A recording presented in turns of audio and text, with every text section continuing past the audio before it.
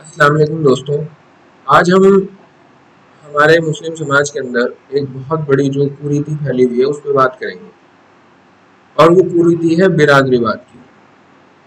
ہم نے مغلیہ دور میں اور پھر اس کے بعد آج تک یہ دیکھا، خاص طور سے مغلیہ دور میں ہم نے یہ دیکھا، اس کی جڑیں وہاں پہ ہیں کہ کچھ لوگوں کو امت مسلمہ میں یہ کہہ دیا گیا کہ یہ نیچے لوگ ہیں، اور کچھ لوگوں کو یہ کہہ دیا گیا یہ اونچے لوگ ہیں. کچھ اشراف ہوئے، کچھ ارذال ہوئے، اور یہ دنیا بھر کی یہ اگڑی جاتی ہے، پچھڑی جاتی ہے، اور آج تک بھی یہ سب چل رہا ہے. آج تک بھی بہت سے لوگ کہتے ہیں کہ کیونکہ ہم فلاں خاندان میں پیدا ہو گئے تو ہم ان سے بہتر ہیں، اور کیونکہ وہ فلاں آدمی فلاں خاندان میں پیدا ہو گئے تو وہ ہم سے کمتر ہیں. تو ہم اس بارے میں بات کریں گے کہ اسلام میں ان چیزوں کی کیا حقیقت ہے. کیا اسلام میں اگڑی جاتی، پچھڑی جاتی، یا پیدا ہونے کے حساب سے کہ جو جس کے گھر میں پیدا ہو گیا اس کی وجہ سے کوئی برتری یا کمتری ہو سکتی ہے یا نہیں ہو سکتی. تو چلیے اس بارے میں بات کرنی شروع کرتے ہیں. سب سے پہلے میں سورہ حجرات کی آیت نمبر 13 کا مفہوم یہاں پیش کرنا چاہوں گا، جس میں اللہ تعالیٰ نے فرمایا، جس کا مفہوم یہ ہے کہ اے لوگوں، ہم نے تمہیں ایک مرد اور ایک عورت سے پیدا فرمایا اور تمہیں قبیلوں میں اور قوموں میں تقسیم کیا تاکہ تمہاری شناخت ہو سکے، اور اللہ کے یہاں تو وہ آدمی زیادہ محبوب ہے جو زیادہ پرہیزگار ہو. اس سے پتہ یہ لگا کہ جو پیدا ہونے کا سلسلہ ہے کہ کوئی کسی قوم میں پیدا ہوا، کوئی کسی قوم میں پیدا ہوا، کوئی کسی قبیلے میں پیدا ہوا، کوئی کسی قبیلے میں پیدا ہوا، یہ سراسر اس لیے ہے کہ ایک دوسرے کی شناخت ہو سکے، آئیڈینٹیفیکیشن کے لیے یہ ہے. اور باقی اللہ یہ کہہ رہا کہ سب کے ماں باپ ایک ہیں، ہم نے ایک آدمی اور ایک عورت سے سب کو پیدا کیا. اگر کوئی یہ کہے کہ میں فلاں کے یہاں پیدا ہوا اور میں فلاں کے یہاں پیدا ہوا اس لیے میں زیادہ ہوں یا اس لیے میں کم ہوں، تو ظاہر ہے جب سب کے ماں باپ بالآخر ایک ہی ہیں، سب کے سب حضرت آدم اور حضرت حوا کی اولاد ہیں، تو پھر لاجیکلی تو یہ بات ختم ہو گئی نا. بھائی کوئی کسی کے بھی یہاں پیدا ہو گیا آج کے دور میں، لیکن جب فائنل اس کو ٹریس کرتے ہوئے جائیں گے تو سب کے ماں باپ حضرت آدم ہے اور سب کی ماں جو ہے وہ حضرت حوا ہے. تو یہ ان لاجیکل بات ہو گئی. اللہ تعالیٰ نے اسی کی تردید کی یہاں پہ، کیونکہ عرب کے اندر بھی یہ بہت بڑا ٹرینڈ تھا کہ قریشی ہے، یہ بڑا ہے، یہ چھوٹا ہے، یہ وہ دنیا بھر کا. اور پھر اللہ تبارک و تعالیٰ نے رسول اکرم صلی اللہ علیہ وسلم کے ذریعے قرآن پاک میں یہ آیت نازل فرما دی، اور اس کا مفہوم یہ ہے کہ ہم نے تمام انسانوں کو کہا کہ ہم نے تمہیں ایک مرد اور ایک عورت سے پیدا کیا اور تمہیں قوموں میں اور قبیلوں میں تقسیم کیا تاکہ تمہاری آئیڈینٹیفیکیشن ہو سکے، پہچان ہو سکے. اور اللہ کے یہاں تو محبوب، اللہ کے یہاں تو زیادہ قریب وہ آدمی ہے جو زیادہ پرہیزگار ہو. تو ایسی تمام چیزیں جو تب چل رہی تھی کہ کیونکہ قریشی ہے، قریش قبیلے کا ہے تو یہ زیادہ اونچا ہے، اور یہ فلاں کا ہے تو یہ کم اونچا ہے، تو یہ تمام باتیں جو ہیں یہ ختم کر دی گئیں اس آیت کے ذریعے سے، اور یہ بتا دیا گیا کہ بالآخر سب کے ماں باپ ایک ہی ہیں. اگر کوئی اب یہ کہے جی میں فلاں کے گھر پیدا ہوا تو میں زیادہ برتر ہوں، یا میں فلاں کے یہاں پیدا ہوا تو میں کمتر ہوں، تو وہ دونوں ہی جان لیں کہ ان سب کے ماں باپ ایک ہی ہیں. تو پیدا ہونے کے حساب سے برتری اور کمتری نہیں ہو سکتی.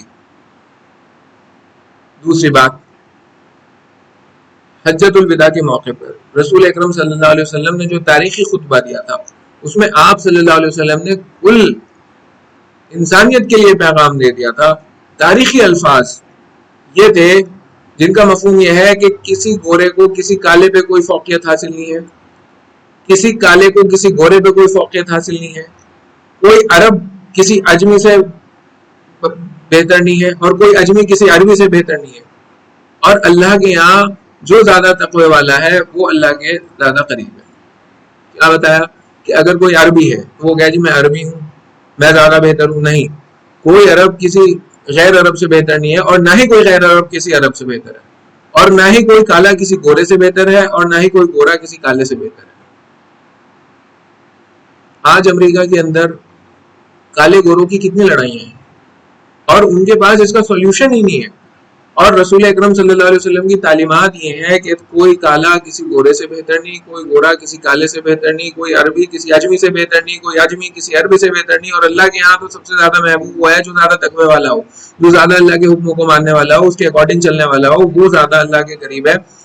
برت کے حساب سے کوئی کسی سے بہتر نہیں ہے. دوسرا، میں آپ کو یہاں ایک واقعہ بتانا چاہوں گا اور آپ سب کی توجہ اس پہ چاہوں گا کہ جب فتح مکہ ہوا اور خانہ کعبہ کو سینکڑوں سالوں کے بعد بتوں سے پاک کر دیا گیا، اور بڑے بڑے قریش کے سردار کھڑے تھے اس دن، اور بڑے بڑے جلیل و قدر صحابہ کھڑے تھے کہ آج اللہ کا گھر جو ہے وہ پاک ہو گیا، اب یہاں پہ اللہ کے نام کی صدا سب سے پہلے کون دے گا؟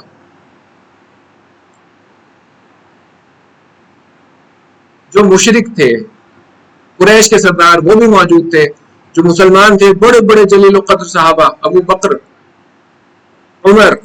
حضرت عثمان، مولا علی رضی اللہ تعالیٰ عنہ مجمعین، سب تھے، اور سب کی نظریں رسول اکرم صلی اللہ علیہ وسلم کی طرف تھیں، سب کے کان اس طرف لگے ہوئے تھے کہ کس کو بلایا جائے گا، کہ آج جب اللہ کا گھر سینکڑوں سالوں کے بعد بتوں سے پاک ہوا تو آج اللہ کے نام کی صدا یہاں کون دے گا؟ تو ہوا کیا؟ ہوا یہ کہ رسول اکرم صلی اللہ علیہ وسلم نے فرمایا کہ میرا بلال کہاں ہے؟ اور حضرت بلال رضی اللہ تعالیٰ عنہ کو بلایا گیا اور ان سے کہا گیا کہ خانہ کعبہ پہ چڑھو اور اذان دو۔ حضرت بلال کون تھے؟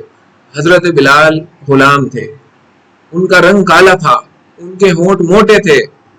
اور ان کا تلفظ بھی بہت صاف نہیں تھا، سین اور شین میں فرق نہیں کر سکتے تھے، لیکن ان کو بلایا گیا کہ بلال جو کہ غلام، ایک حبشی غلام تھے، جن کے موٹے ہونٹ تھے، کالا رنگ تھا، چھوٹی آنکھیں تھی، اور جن کا تلفظ بہت اچھا نہیں تھا، ان کو کہا گیا کہ آج اس موقع پر جب اللہ کا گھر بتوں سے پاک ہوا تو آپ کے قدم ہوں گے اور خانہ کعبہ کی چھت ہوگی، اور اللہ کے نام کی صدا آج تم بلند کرو گے۔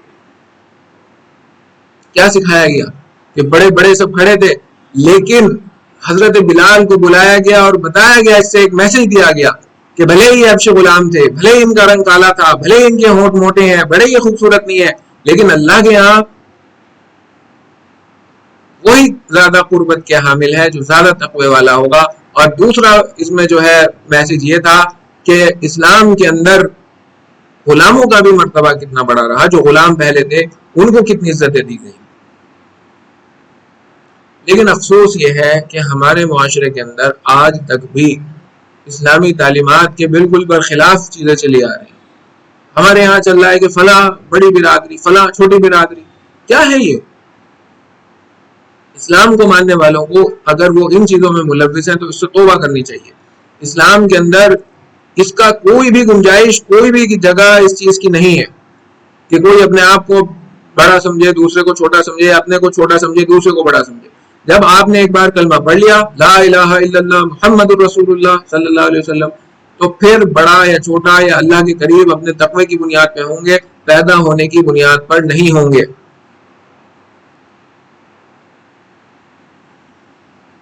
اور میں اس میں ایک بات اور یہاں پر جوڑنا چاہتا ہوں کہ یہ بات بالکل اپنی جگہ ٹھیک ہے، لیکن میری ایک اپنی اس میں رائے یہ ہے کہ ہم سب کو جو آل رسول ہیں صلی اللہ علیہ وسلم،